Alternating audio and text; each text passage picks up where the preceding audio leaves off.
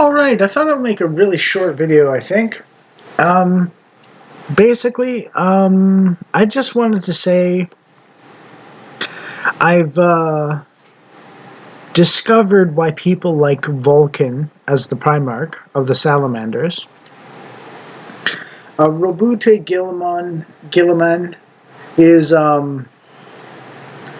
kind of one of my favorites for his the sheer impact he's done in the Imperium for its good. And the management capabilities that ensure these region, what's it called, the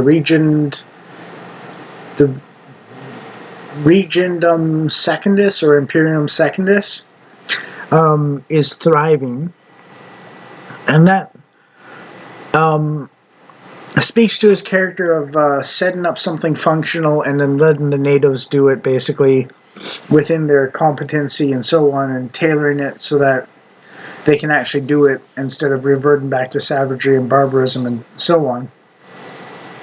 But generally leaving them alone to do their own thing after he sets up a basic system that is enforced. And lets the day-to-day stuff happen as they will.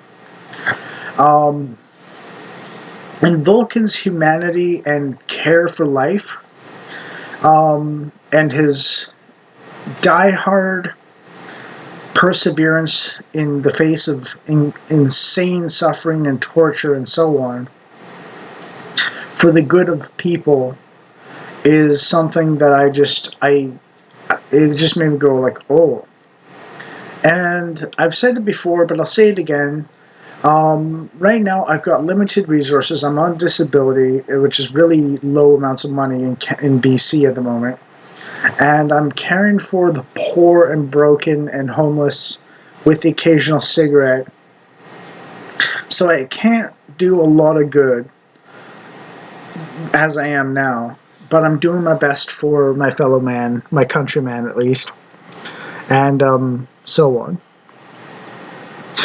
So I kind of understand Vulcan's experience in Conrad Curse's torture labyrinth, and if it is like a hopeless battle, I feel like I'm putting band-aids on a gaping chest wound, basically. So Vulcan is a guy that I kind of vibe with on a certain level. Gilliman is how I wanted to be in the past.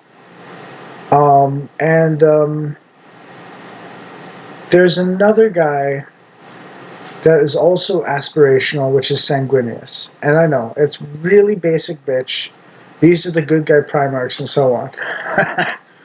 But Sanguinius's insistence on using the lost and the broken and raising them up through noble efforts to make their flaws humanizing and drive them to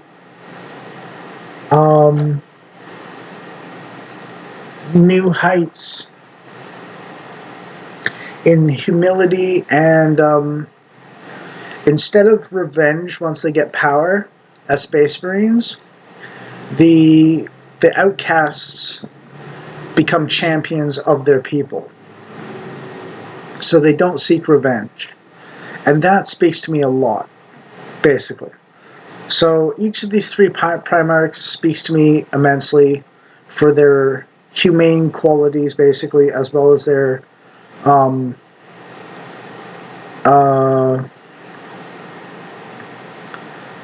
basically Vulcan's endurance, Sanguinius's uplifting of the broken, and Gilliman's competency at managing societies or setting up systems to manage societies well and for the betterment of his people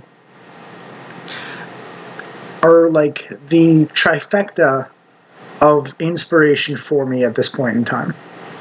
The God Emperor and Malcador are really cool and all, Malcador's sacrifice of his basically unlimited life for the his sacrificing all of his infinite existence, his infinitely long existence, sorry, cutting it short to ensure humanity's survival, is inspirational, as well as some of his shadier things like the Inquisition and the Grey Knights and so on. But the shadow side of the God Emperor, in terms of the loyalists, the God Emperor himself, he's not entirely aspirational, but he's almost entirely aspirational. He's got a dark side to him, which I thought I would point out, because one of the things that I didn't really clue into too much or never paid attention to until just now is that basically all of the primarchs are an aspect of the God Emperor. That means Vulcan's humanity or humane aspirations for humanity, the well-being of people and entities and so on, is combined in the God Emperor with Conrad Curtis's cruelty and malice for the sake of creating a utopia. Both are counterparts in the God Emperor. And that's really cool. Yeah, I mean, the God Emperor is kind of just generic Conan the Barbarian with magic powers and so on. And I guess I got a little joke, which is the God Emperor, when he became the after the Horus Heresy, after he got put on the Golden Throne as life support, went from playing Bannerlord to or Mountain Blade to playing StarCraft or Command and Conquer or Hearts of Iron or something like that. So, it's just a little joke there.